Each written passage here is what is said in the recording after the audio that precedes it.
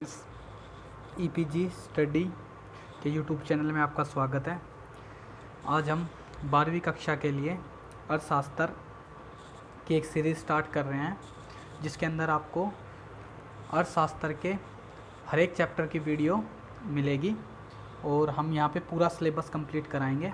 इसलिए हमसे जुड़े रहिए, हमारे चैनल को सब्सक्राइब कीजिए, लाइक कीजिए और कमेंट कीजिए, ताकि हमारा मोटिवेशन और ज़्यादा बढ़ सके। तो आज हम बात करते हैं अर्थशास्त्र के पहले चैप्टर व्यष्टि अर्थशास्त्र क्या है।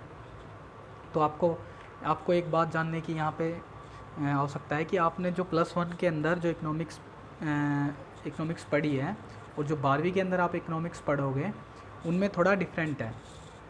जो आपने +1 के अंदर इकोनॉमिक्स पढ़ी है, वो एक तरीके से आपने 10th क्लास की जो आपकी सामाजिक है या 9th की उस हिसाब से है, और जो ये आपकी इकोनॉमिक्स आएगी, ये थोड़ा एडवांस रूप में आएगी। तो इसे ध्यान से पढ़िए, और ये इकोनॉमिक्स एक अच्छा सब्जेक्ट है, इसको आप लेके चलिए और आगे जाके इसके बिहाफ पे ही आप बैचलर डिग्री, मास्टर डिग्री या आप इसमें पीएचडी करके बहुत आगे तक स्कोप है इसके अंदर। तो आइए देखते हैं पहला चैप्टर। तो पहला चैप्टर के अंदर हमारा है व्यष्टि अर्थशास्त्र क्या है। तो इसके अंदर पहला है कि अर्थशास्त्र का परिचय। तो देखते हैं क्या है। अर्थशास्त्र वह शास्त्र जिसमें मनुष्य के उन कार्यों का अध्ययन किया जाता है जिन्हें वे अपनी असीमित आवश्यकताओं को संतुष्ट करने वाले सीमित साधनों अर्थात धन को प्राप्त करने के संबंध में करते हैं। यानी कि अर्थशास्त्र एक ऐसा शास्त्र है जिसके अंदर मनुष्य जो भी कार्य करता है, इकोनॉमिकल कार्य करता है, यानी कि अर्थशास्त्र के कार्य करता है, उनका अध्ययन किया जाएगा। और इसके अंदर जो हमारे लिमिटेड सोर्स है, यानी कि सीमित साधन है, उनसे मनुष्य की असीमित आवश्यकताओं को कैसे संतुष्ट किया जाए कि कम से कम जो हमारे रिसोर्स हैं उनका प्रयोग हो और ज़्यादा से ज़्यादा आवश्यकताओं की संतुष्टि या पूर्ति हो सके। तो अर्थात धन को संबंध प्राप्त करने में करते हैं, यानी कि जो हमारे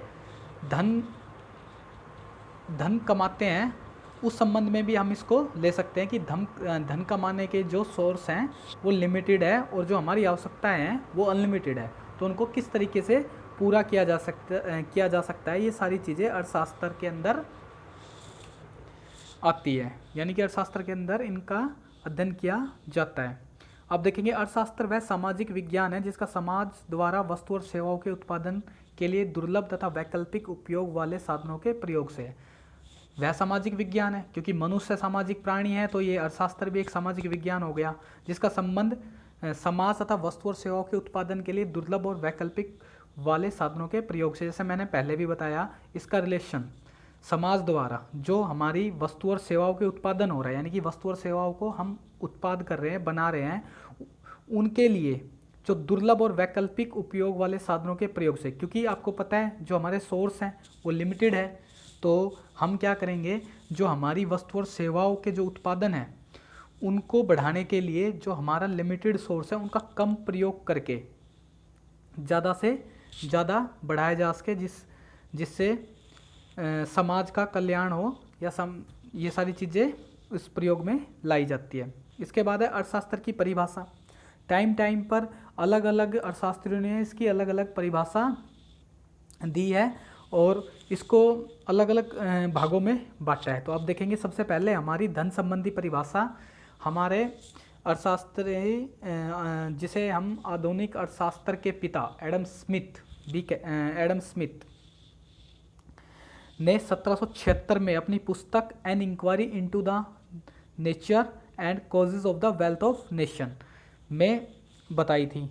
तो इस बुक को हम वेल्थ ऑफ नेशन के नाम से भी जानते हैं, जो 1776 में प्रकाशित हुई थी, और इसके राइटर थे एडम स्मिथ, जिन्हें आधुनिक अर्थशास्त्र का पिता भी कहा जाता है। इन्होंने इसमें बताया था कि अर्थशास्त्र राष्ट्रों के धन की प्रकृति व कारणों की खोज है, यानी कि जो राष्ट्र है उन्होंने धन की प्रकृति और उसके कारणों की खोज की, जिससे क्या हुआ, अर्थशास्त्र की खोज हो गई। अर्थशास्त्र राष्ट्रों के धन की प्रकृति और कारणों की खोज है कि जो धन की प्रकृति को बढ़ाना या उसकी खोज करने के कारण ही अर्थशास्त्र की खोज हुई।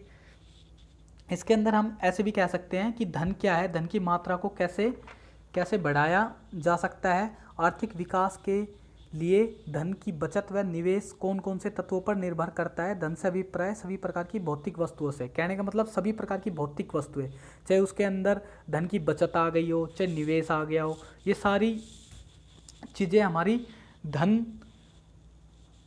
संबंधी परिभाषा है और ये हमारे एडम स्मिथ जी ने दी है। इसका क्रिटिसिज्म भी किया है, यानी कि आलोचना भी की है।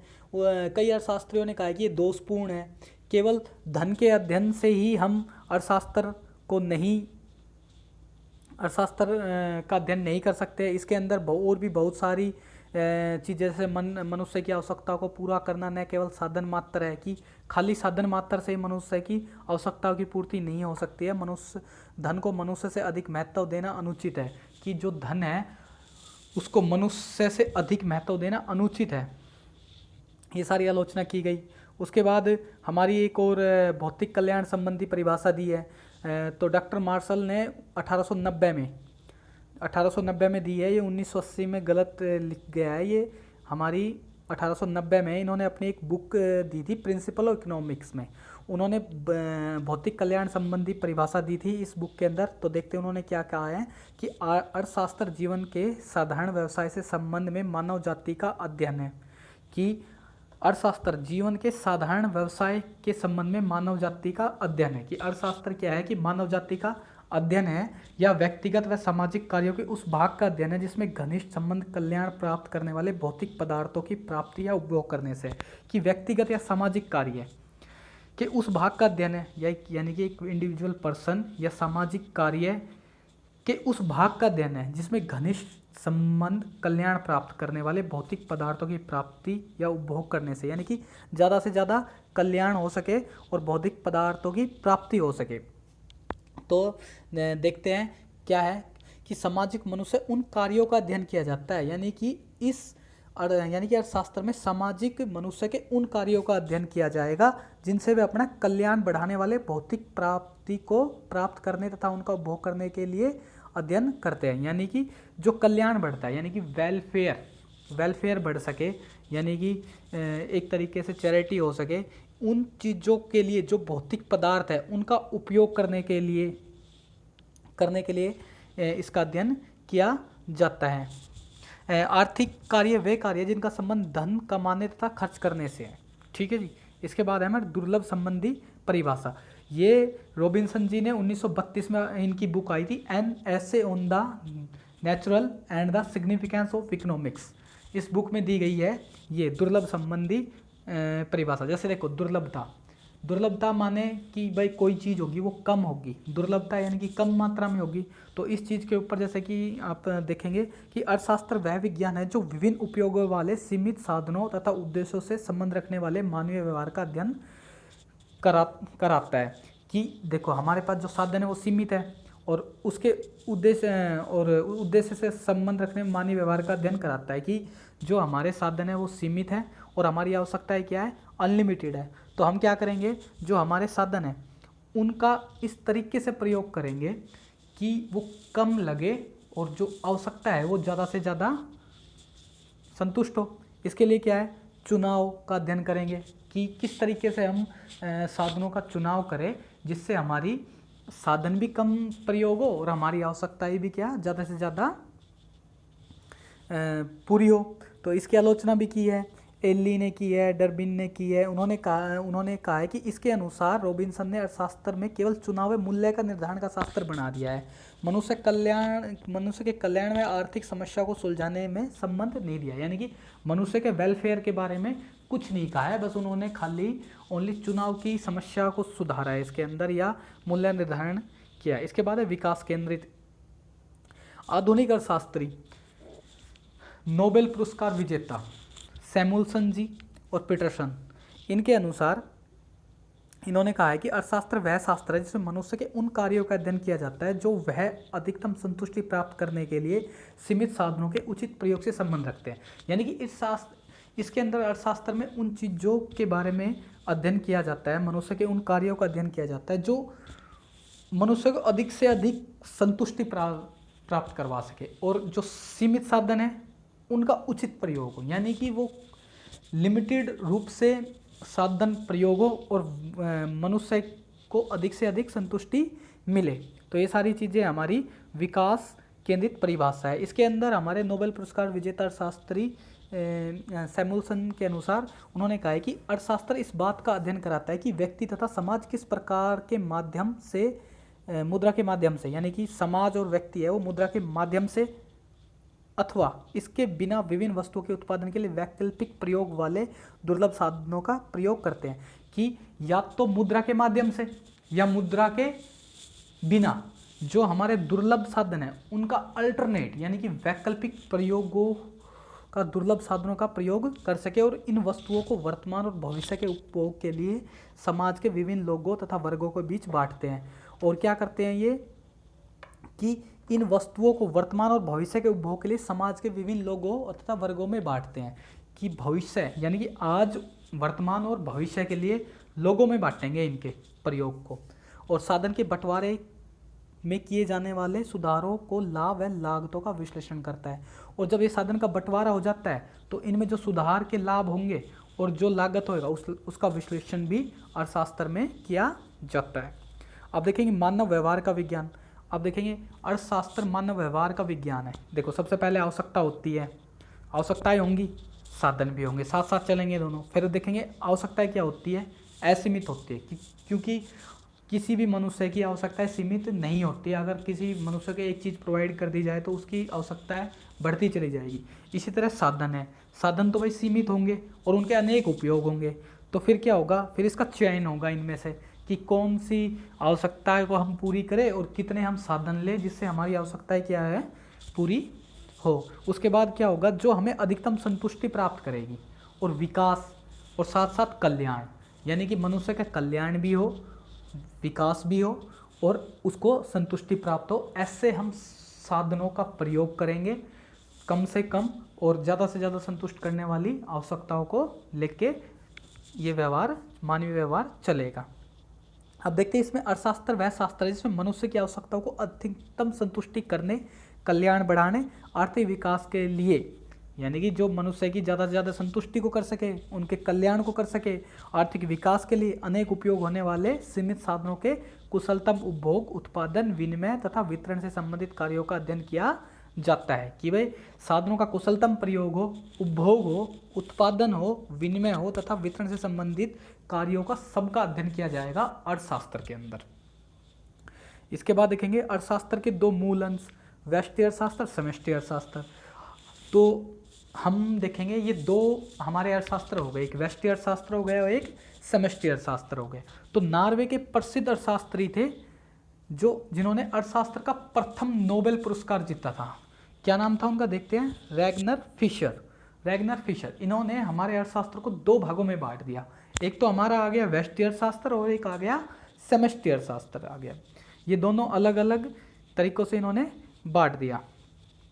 तो आप देख रहे होंगे कि नोबेल मिल रहा है इकोनॉमिक्स के अंदर, तो आपको पता ही लग रहा होगा कि हम 5 चीज़ों के अंदर नोबेल मिलता है, उसमें से एक इकोनॉमिक्स भी है। तो इकोनॉमिक्स भी है और भी हमारे लास्ट टाइम जो नोबेल मिले वो हमारे इंडिया के हैं, उनको नोबेल मिला है। तो हम देखेंगे इसमें सबसे पहले हमारा क्या है, व्यष्टि अर्थशास्त्र। व्यष्टि अर्थशास्त्र क्या है, तो अंग्रेजी भाषा में व्यष्टि को माइक्रो कहा जाता है और अंग्रेजी भाषा का यह शब्द ग्रीक भाषा के माइक्रोस से लिया गया जिसका अर्थ होता है छोटा, स्मॉल। तो अब देखेंगे व्यष्टि अर्थशास्त्र केवल एक इकाई की आर्थिक क्रियाओं का अध्ययन कराता है, जैसे कि व्यक्तिगत की नमक के लिए मांग तथा कुछ आर्थिक क्रियाओं के छोटे से छोटे समूह, जैसे बाजार के नमक के लिए मांग। हम व्यक्ति, इकाइयों जैसे एक उपभोक्ता, एक फर्म, एक उद्योग की आर्थिक क्रियाओं तथा किसी एक विशिष्ट वस्तु के मूल्य का अध्ययन करते हैं। कहने का मतलब यहाँ पे ये कह रहा है कि एक आर्थिक क्रिया, इंडिविजुअल पर्सन, यानी कि एक एक की मांग अलग अलग तरीके से, यानी कि कोई व्यक्ति नमक की मांग करता है तो उसको हम व्यष्टि अर्थशास्त्र के लिए लेंगे, या छोटी छोटी आर्थिक क्रियाएं होती है और बाजार के लिए इकट्ठी की जाती है अलग अलग, उनको हम व्यष्टि अर्थशास्त्र के लिए लेंगे। यानी कि एक उपभोक्ता हो गया, एक फर्म हो गई, एक उद्योग हो गया, ये सारी हमारी व्यष्टि शास्त्र के अंतर्गत आती है। अब देखेंगे व्यष्टि अर्थशास्त्र में हम समूह का भी अध्ययन कर सकते हैं। हाँ जी, हम समूह का भी अध्ययन कर सकते हैं। जैसे मान लो हमारा एक गांव है या हमारा एक शहर है, उसमें कोई हर व्यक्ति अपनी अपनी अलग मांग करता है। अगर हम उन मांगों को एक साथ जोड़ दें तो हमारी क्या हो जाएगी, एक बाजार मांग वक्र आ जाएगा हमारा, जो व्यक्तिगत मांग वक्रों का जोड़ होगा। यानी कि जितने भी गांव या शहर के जितने भी लोग हैं उनकी व्यक्तिगत जो मांग थी, उन वक्रों को मांग को हम जोड़ देंगे और उनसे जो एक वक्र यानी कि कर्व, जो हमारा डायग्राम वाले वो कर्व होते हैं, उनको हम जोड़ देंगे तो हमारा बाजार मांग वक्र हो जाएगा। ठीक है, ये हमारा क्या है, व्यष्टि अर्थशास्त्र है। इसे छोटा कहा जाता है, छोटे लेवल पे होता है। यह एक व्यक्ति, उद्योग, फर्म या एक परिवार, ये सारी चीज़ें आ सकती है इसके अंदर। ठीक है, तो अब देखते हैं इसकी परिभाषा क्या है। प्रोफेसर बाउल्डिंग के अनुसार व्यष्टि अर्थशास्त्र में एक फर्म, एक परिवार, व्यक्ति, कीमत, मजदूरी, आय, उद्योग तथा वस्तुओं का अध्ययन किया जाता है। जैसा कि मैंने आपको बताया कि व्यष्टि अर्थशास्त्र में या तो एक फर्म होगी, परिवार हो गया, व्यक्तिगत कीमत हो जाएगी, मजदूरी आ जाएगी, आय हो जाएगा, उद्योग हो जाएगा तथा वस्तुओं का अध्ययन किया जाता है। इसके बाद देखेंगे समष्टि अर्थशास्त्र। समष्टि अर्थशास्त्र एक अलग है, इसको अंग्रेजी भाषा में समष्टि को मैक्रो कहा जाता है। अंग्रेजी भाषा का यह शब्द ग्रीक शब्द मैक्रोस से लिया गया है, जिसका अर्थ होता है लार्ज यानी कि बड़ा। इसको अच्छी तरीके से हम सेकंड बुक के चैप्टर में समझेंगे, लेकिन आज हम यहाँ देख लेते हैं इसका इंट्रोडक्शन कि यह संपूर्ण अर्थशास्त्र के स्तर पर आर्थिक क्रिया व आर्थिक समस्याओं का अध्ययन कराता है। यानी कि यह अर्थव्यवस्था के स्तर पर आप देखेंगे संपूर्ण अर्थव्यवस्था। संपूर्ण अर्थव्यवस्था क्या हो गई, तो देखेंगे पूरे देश यानी कि एक कंट्री होती है, उसकी सारी लोगों की मांग और उसमें जो भी डिमांड है, सप्लाई है, सबको जोड़ देते हैं और वो फिर क्या हो जाता है, एक अर्थव्यवस्था बन जाती है। तो उसकी आर्थिक क्रिया है कि उसके अंदर क्या क्या डिमांड की गई, कितनी सप्लाई पूरी की गई, क्या निवेश हुआ, क्या कुछ हुआ, ये सारी चीज़ें हमारी आर्थिक क्रियाओं में आ जाती है। और फिर उनका आर्थिक समस्याओं का अध्ययन करते हैं कि भाई किस तरीके से हमें समस्या आ रही है, चुनाव की समस्या या कुछ भी चीज़ें जो भी समस्या हैं वो सारी हमारी समष्टि अर्थशास्त्र के अंतर्गत आएंगी। तो इसे आय और रोजगार का सिद्धांत भी रोजगार व कीमत पर संबंधित समष्टि अर्थशास्त्र के मूल अंग है। तो आय और रोजगार का सिद्धांत भी कहा जाता है और यह इसका एक क्षेत्र पूरा अलग है, तो इसलिए हम इसको सेकंड चैप्टर में पढ़ेंगे। लेकिन अगर आपके अंदर ये क्वेश्चन आए कि व्यष्टि और समष्टि अर्थशास्त्र क्या है, तो आप इसे अच्छे तरीके से लिख देना। इसके बाद आएगा हमारा व्यष्टि अर्थशास्त्र का क्षेत्र। मांग का सिद्धांत हो गया, उसके बाद उत्पादन का सिद्धांत हो गया, कीमत निर्धारण सिद्धांत हो गया, साधन कीमत सिद्धांत हो गया। अब देखो आपको एक सर्कल समझाता हूँ मैं। सबसे पहले आप क्या करोगे, डिमांड करोगे। किसी भी चीज़ की आपको आवश्यकता होती है तो आप क्या करते हो, सबसे पहले डिमांड करते हो। ठीक है, आपने मांग की तो आप मांग करोगे तो आप आपने मांग की, मान लो आपने किसी भी के कपड़े की मांग की, तो आप कपड़े की मांग, आपने डिमांड रखी कपड़े की मांग, तो क्या होगा, उत्पादक देखेगा कि भाई कपड़े की डिमांड हो रही है तो वो क्या करेगा, प्रोडक्शन कर देगा। प्रोडक्शन करने के बाद कीमत निर्धारण क्या करेगा, उसका प्राइस सेट कर देगा कितना। फिर प्राइस सेट हो गई तो अब उनको इनकम हो गई, इनकम को साधन कीमत का सिद्धांत हो जाएगा। तो आइए समझते हैं कैसे तरीके से होगा। तो देखेंगे सबसे पहले मांग का सिद्धांत, थ्योरी ऑफ डिमांड। व्यष्टि अर्थशास्त्र में अध्ययन किया जाता है कि किसी वस्तु की मांग कैसे निर्धारित होती है, इसके अंतर्गत मांग के सिद्धांत का भी अध्ययन। तो कहने का मतलब है मांग के सिद्धांत के अंदर क्या है, किसी वस्तु की मांग कैसे निर्धारित होती है, इन चीज़ों को हम पढ़ेंगे। तो वस्तु की मांग, उसकी अधिकतम संतुष्टि से संबंधित सिद्धांत, यानी कि वस्तु की मांग जब होती है जब किसी वस्तु को अधिकतम संतुष्टि प्राप्त हो किसी चीज़ से। ठीक है, उसके बाद उपभोक्ता क्या करेगा, उपभोक्ता अपनी एक निश्चित आय को बाजार मूल्य पर विभिन्न वस्तुओं में किस प्रकार बांटता है, इस चीज़ का भी अध्ययन करेंगे। यानी कि अगर उसके पास 500 रुपये है तो बाजार में जाएगा, वो ऐसा तो है नहीं कि एक चीज़ पे 500 रुपये कर देगा, वो अलग अलग चीज़ों पे अपने रुपए क्या करेगा, अलग अलग लगाएगा।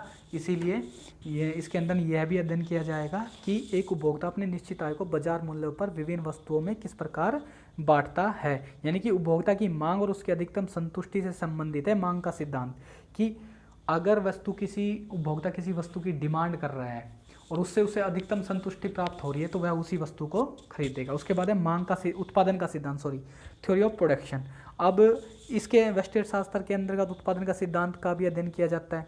क्या करेंगे, एक फर्म के साधनों को एकत्रित करके उत्पादन करती है। ठीक है, एक फर्म उत्पादन के सभी साधनों को एकत्रित करती है। तो आपको पता है लैंड, लेबर और कैपिटल, ये तीनों चीज़ें किसी भी प्रोडक्शन करने के लिए बहुत आवश्यक चीज़ है। तो इन चीज़ों को इकट्ठा करके क्या उसको उत्पादन करेगी, और इसमें जितने भी प्रोडक्शन, फलन और उत्पादन के नियम हैं, ये सारे हमारे उत्पादन के सिद्धांत में आएंगे, जिन्हें हम आगे पढ़ेंगे। उसके बाद कीमत निर्धारण सिद्धांत। अब देखेंगे कि कीमत निर्धारण सिद्धांत का अध्ययन भी हमारा व्यष्टि अर्थशास्त्र के अंतर्गत किया जाएगा कि उत्पादित वस्तु और विभिन्न परिस्थितियों में खरीदा व बेचा जा सकता है। कि हम देखेंगे जो हमने चीज़ें बनाई है, प्रोडक्शन किया है, उनको किन किन परिस्थितियों में खरीदा और बेचा जा सकता है। जैसे कि पूर्ण प्रतियोगिता एक अधिकार की कीमत निर्धारण से संबंधित समस्याओं का अध्ययन करेंगे। कि जैसे कि आपको पता है पूर्ण प्रतियोगिता, नहीं आपको नहीं पता, पूर्ण प्रतियोगिता एक ये हमारा चैप्टर ही आएगा व्यष्टि अर्थशास्त्र के अंदर, जो आगे बताएंगे। पूर्ण प्रतियोगिता एक नॉर्मली मैं बता देता हूँ आपको, जब एक चीज़ें बहुत सारी कंपनियां बनाती है तो उनमें परफेक्ट कंपटीशन होता है कि वो सारी चीज़ें बहुत सारी कंपनियां बना रही है, तो वहाँ पूर्ण प्रतियोगिता होगी। और जो चीज़ें एक ही कंपनी बना रही है वहाँ एक अधिकार होगा, और जहाँ पे 3-4 चीज़ें एक चीज़ कंपनी बना रही है वहाँ पे हमारा क्या होगा, एक अधिकार होगा, एक अधिकार प्रतियोगिता होगा। जैसे कि देखो कार की कंपनी है, ये हमारी लिमिटेड है, तो यहाँ एक अधिकार प्रतियोगिता है, और एक अधिकार हमारी इंडियन रेलवे हो गई, और ये क्या बोलते हैं आपकी पूर्ण प्रतियोगिता, तो आपको सब कुछ पता ही है। इसके बाद साधन कीमत का सिद्धांत। अब देखेंगे जब वस्तुओं को बेच देते हैं तो उनसे आय प्राप्त होती है, उनका बंटवारा करेंगे कि साधनों के रूप में साधन कीमत अर्थात मजदूरी देंगे, ब्याज देंगे, लगान देंगे, लाभ के रूप में बंटवारा कर दिया जाएगा। तो ये सारी समस्याएं हमारी साधन कीमत सिद्धांत के अंतर्गत आएगी। अब देखेंगे अर्थशास्त्र के अध्ययन का महत्व। अब देखेंगे इसका महत्व क्यों पड़ा। अर्थव्यवस्था की कार्यप्रणाली। तो देखो कार्यप्रणाली क्या होगी, तो अर्थव्यवस्था के विभिन्न अंग जैसे उपभोक्ता, फर्म आदि कार्य कुशलतापूर्वक कार्य कर रहे हैं या नहीं, यानी कि अर्थव्यवस्था की कार्यप्रणाली। आपको पता है इसकी दो, एक तो फर्म और उपभोक्ता, ये दोनों मेन चीज़ है किसी भी अर्थव्यवस्था की। इन कार्यप्रणाली इन पे ही टिकी हुई है। अगर ये ढंग से कार्य नहीं करेंगे तो अर्थव्यवस्था नहीं चलेगी। उसके बाद है भविष्यवाणी। हम देखते हैं किसी भी चीज़ के लिए पहले ही भविष्यवाणी हो जाती है अर्थव्यवस्था में कि भाई आगे सर्दी ज़्यादा पड़ेगी तो हमें सर्दी के कपड़े ज़्यादा बनाने हैं। अगर हम ज़्यादा ज़्यादा प्रोडक्शन नहीं करेंगे तो क्या पता हमारा प्रोडक्शन कम पड़ जाए और डिमांड हाई हो जाए। तो ये सारी चीज़ें क्या हैं, भविष्यवाणी पे भी डिपेंड रहता है कि मांग बढ़ेगी तो कीमत भी बढ़ेगी, कीमत भी बढ़ सकती है। तो ये सारी चीज़ें हमारी भविष्यवाणी पे डिपेंड होगी। इसके बाद है आर्थिक नीतियाँ।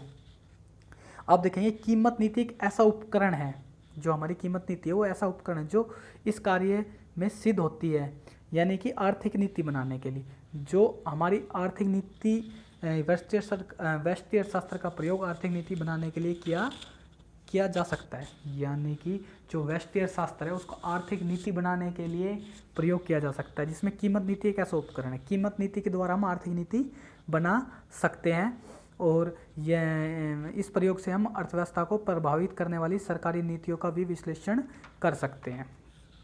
ठीक है। उसके बाद आर्थिक कल्याण, इकोनॉमिक वेलफेयर।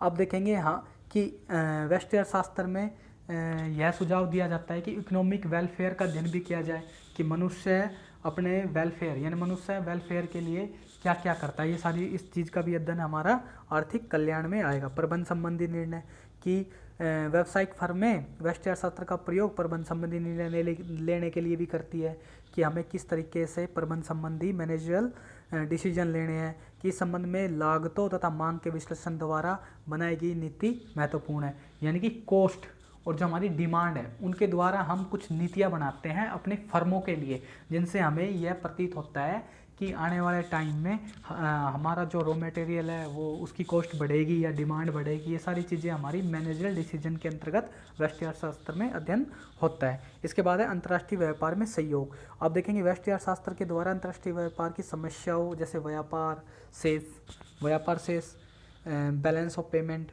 और असंतुलन और विदेशी विनिमय दर आदि को समझा जा सकता है। यानी कि इसके अंदर हमें विदेशी व्यापार के बारे में पूरी जानकारी मिलती है। ठीक है। और इसका एक अलग टॉपिक है, पूरा चैप्टर है, उसको हम बाद में पढ़ाएंगे। अब देखेंगे अर्थशास्त्र की प्रकृति।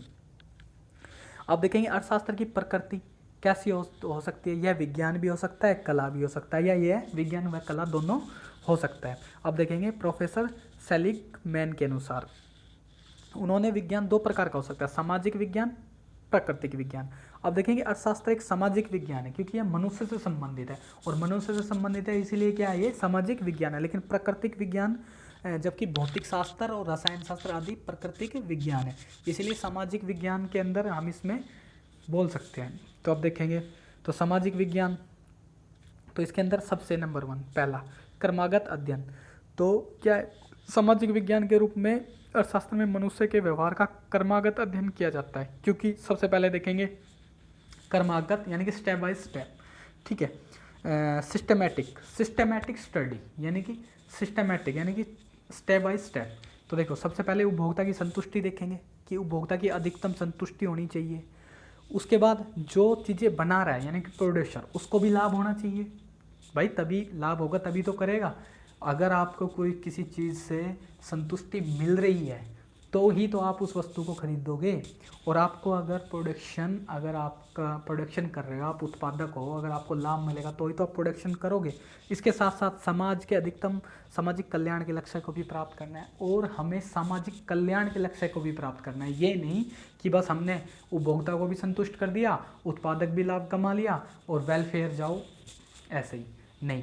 क्योंकि हम देखते हैं कि आजकल पोल्यूशन बहुत हो रहा है, तो पार्क लगा रहे हैं कंपनी वाले या कुछ अलग अलग चीज़ें कर रहे हैं, तो ये सारी चीज़ें हमारी ज़रूरी है और ये हमारे सिस्टमैटिक स्टडी के अंदर आते हैं। दूसरा है वैज्ञानिक नियम। अब देखेंगे जैसे कि अर्थशास्त्र के नियम, जैसे मांग का नियम, पूर्ति का नियम आदि वैज्ञानिक नियम है।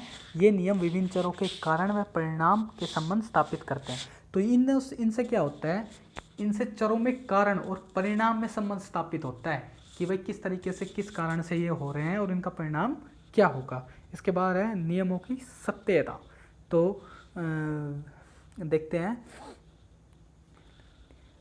कि प्रत्येक विज्ञान अपने नियमों की सत्यता की जांच भी करता है। अर्थशास्त्र के मांग के नियम की सत्यता की जांच की जा सकती है। ठीक है भाई, सही बात है कि प्रत्येक जो विज्ञान है उसके नियम होते हैं, उसके रूल्स होते हैं, जिनको हम फैक्ट चेक करते हैं कि हाँ भाई किस तरीके से ये सही भी है या रॉन्ग है। तो अर्थशास्त्र के मांग के नियम की सत्यता की जांच की जा सकती है। लॉ ऑफ डिमांड की जो सत्यता है उसकी भी जांच की जा सकती है। प्राकृतिक विज्ञान जिस निश्चित नहीं है, अर्थशास्त्र बिल्कुल राइट है, ये भौतिक और रासायनिक जितना निश्चित नहीं है, परंतु यह भी एक विज्ञान है और यह सामाजिक विज्ञान व कला है जो अर्थशास्त्र की समस्या व नीतियों के वैज्ञानिक तरीके से अध्ययन कर सकता है।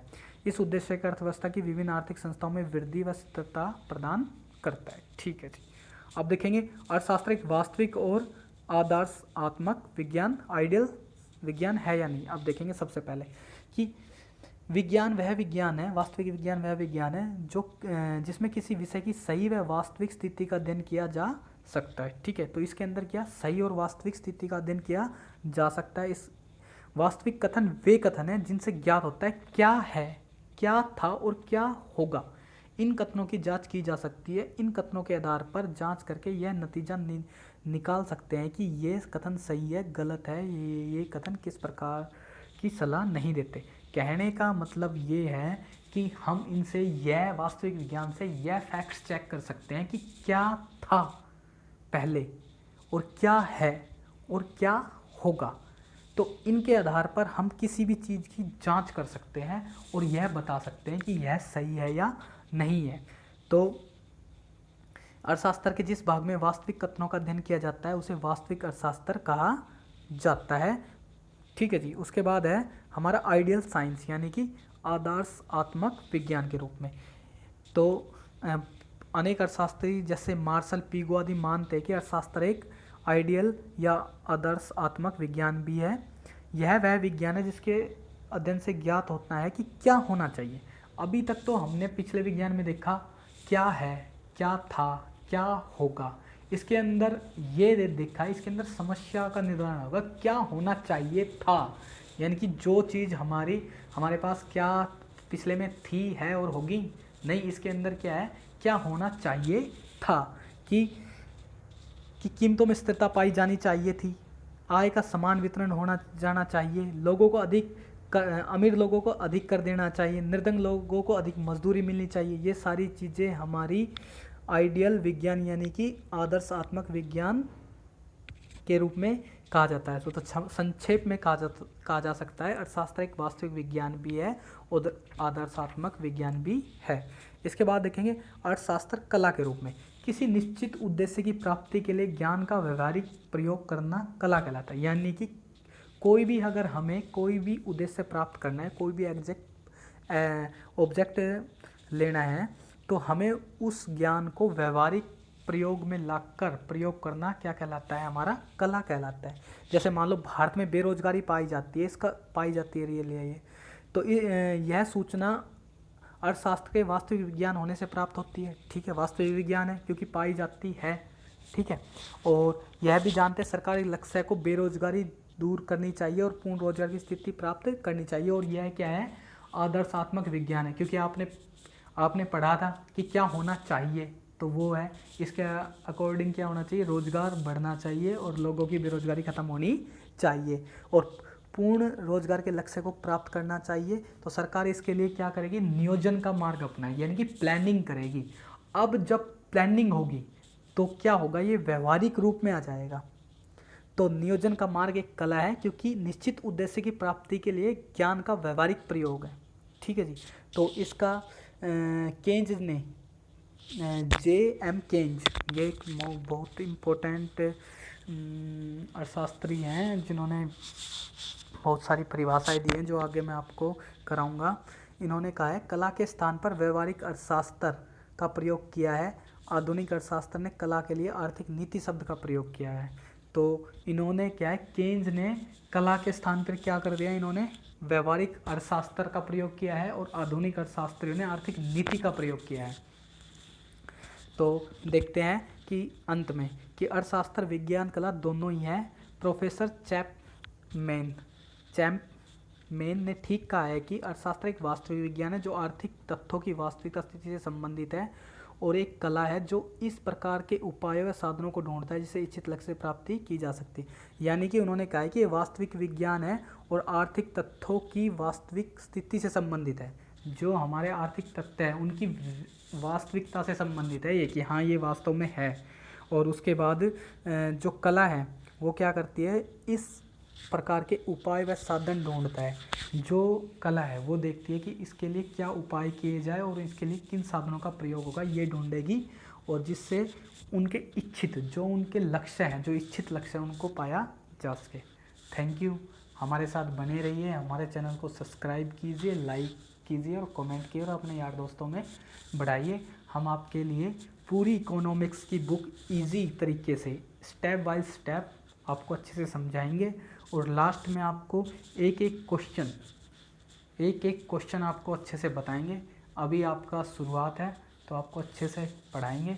धन्यवाद, आपका साथ बना रहे और प्लीज़ आपका सपोर्ट की बहुत ज़्यादा आवश्यकता है। थैंक यू, जय हिंद, जय भारत।